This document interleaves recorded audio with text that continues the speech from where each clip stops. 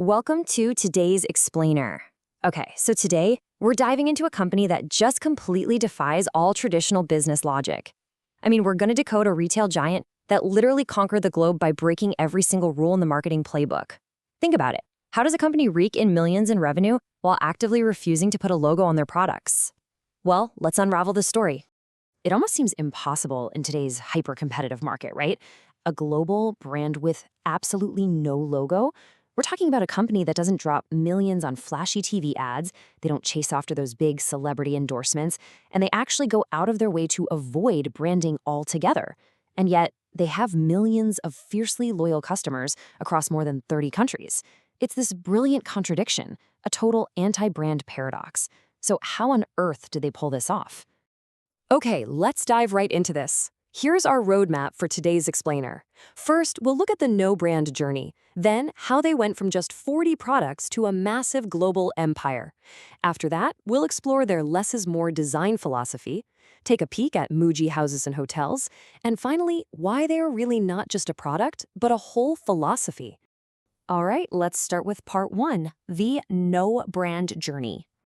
So, picture this. It's the 1980s, and the Japanese market is just flooded with companies pushing these ridiculously expensive goods. And it was all based almost entirely on the prestige of the brand name. It was all about showing off that big, flashy logo. But then, this one company comes along and decides to go in the exact opposite direction. They called themselves Mujirushi Ryokin. Now, translated, that literally means no brand, quality goods. Fast forward to today, and, well, the world simply knows them by the catchy shortened version, Muji. Muji basically drew a massive line in the sand. Their stance was crystal clear right from the start. We won't sell a logo, we will sell quality. And here is the deep irony of the whole situation. By actively refusing to become a brand, by totally rejecting the status symbols, they inadvertently created one of the most recognizable, beloved global lifestyle brands on the planet. It turns out playing incredibly hard to get is actually a pretty fantastic business strategy. They proved, once and for all, that true quality doesn't need to shout to get noticed. Which brings us to part 2, from 40 products to a global empire. 40. Just 40 items.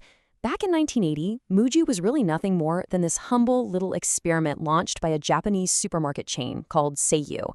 The whole idea was super simple. Low prices, good quality, and absolutely zero fancy packaging. So their initial collection? Just 40 basic everyday items. We're talking toothpaste, socks, pens, simple stuff for the house. It was honestly as stripped back as retail could possibly get. But wow, from that tiny experiment, just look at where they are today. Over 7,000 products. The concept clearly hit a nerve with consumers because Muji absolutely exploded from a simple supermarket private label into a standalone global giant. Today, their catalog goes way, way beyond just socks and pens. They've expanded into furniture, clothing, skincare, food, electronics, travel accessories, the whole shebang. It's a massive leap, right? But somehow, they've managed to keep their core identity intact across every single one of those items. Now, let's look at how they do it in part 3, design philosophy. Less is more. Now, what's really interesting here is that every single item Muji produces is dictated by 3 incredibly simple rules. Step 1, use the best possible materials. Step 2, keep the manufacturing processes as streamlined as humanly possible. And step 3, minimal packaging. You see, their goal isn't to create the trendiest or most decorative product. They want to create the most universally useful one. And because they are so strict about these 3 rules, a Muji product that was designed 40 years ago, it still doesn't look outdated today. That is pretty wild. If you've ever stepped foot in a Muji store, you know their aesthetic instantly. Brown paper, transparent plastics, super simple labels. You are definitely not going to find bright, aggressive colors or glossy photos screaming for your attention on their shelves. They keep it purposefully basic. Because, like we said, high-quality products don't need to shout. Plus, think about it from a business perspective. Using less ink and less plastic is a total game changer. It translates directly to lower costs for them and a much lower environmental impact for all of us. And their marketing? Just as minimalist.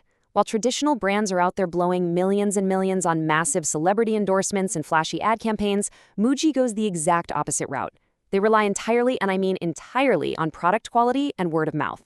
They basically bet the house on the idea that if the product is genuinely exceptional, the customer is going to do the advertising for them. So word of mouth triumphs over the expensive celebrities, which forces the company to pour all that focus and money right back into the actual goods. And all of this ties perfectly into something everyone is talking about today, but Muji has literally been practicing for decades: sustainability. It is absolutely baked into their DNA. They're constantly encouraging customers to refill, to repair, and to recycle their stuff. But here's the really crazy part. For a massive retail company, they actually encourage you to buy only what you need. They are straight up telling their customers, hey, buy less, but buy better.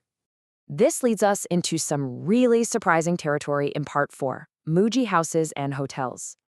Get this, Muji doesn't just sell things to put inside your house. Over in Japan, Muji literally builds entire houses. Yeah, no kidding. They design these beautiful, modern, minimalist homes from the ground up, where every single architectural element serves a real practical purpose. Just imagine the pure simplicity of, say, a Muji notebook or a storage box, but expanded to the scale of an entire living space. But wait, it doesn't even stop at private homes. They've also opened Muji hotels in major cities like Tokyo, Beijing, and Shenzhen. These spaces are gorgeous. Natural wood aesthetics, soft lighting, incredibly simple furniture, and absolutely zero unnecessary decoration. And here is the absolute genius of these hotels. They double as 24/7 immersive showrooms. Seriously, almost everything in your hotel room is a Muji product. So if you fall in love with the chair you're sitting on or the lamp next to the bed, you can literally go downstairs and buy it. Talk about clever. Okay, bringing it all together in part 5, not a product, a philosophy. Let's take a step back and think about how traditional brands operate. They are almost always stuck in this additive mindset, always asking, what else can we give the customer? Maybe a new feature, a louder color, a bigger, bolder logo. Well, Muji flips this entirely on its head. Their philosophy is completely subtractive. They just ask one simple question: what should be removed? They just keep stripping away the excess, peeling it back until only pure utility and quality are left standing. Because at the end of the day, Muji isn't just selling you a pen or a shirt or a bed frame. They are selling a philosophy. They're offering you less stuff, less visual noise, and a lot less showing off, all in exchange for more intrinsic quality. We live in a world that is constantly screaming for our attention with flashy ads and exhausting status symbols, right? Muji offers an escape from that. They offer a calm, intentional lifestyle. And honestly, I think that profound sense of calm is exactly what resonates so deeply with our millions of fans. And the global design community completely agrees with them. By sticking to this ultra-focused mindset, Muji has racked up hundreds of prestigious design awards worldwide. They've proven time and time again that simple definitely does not mean boring. As it turns out, beauty isn't just found in decoration. It is powerfully, undeniably present in simplicity. Muji has absolutely proven that by stripping away the noise, the logos, and all that excess, you can build something that is both enduring and universally loved. So, I'm going to leave you with this question to chew on. Where can you apply this less is more philosophy in your own life? What excess noise can you remove so you can focus on true quality? It's a pretty powerful idea to consider, isn't it? Well, thank you so much for joining me for this explainer. I hope it sparked some great ideas for you. See you in the next one.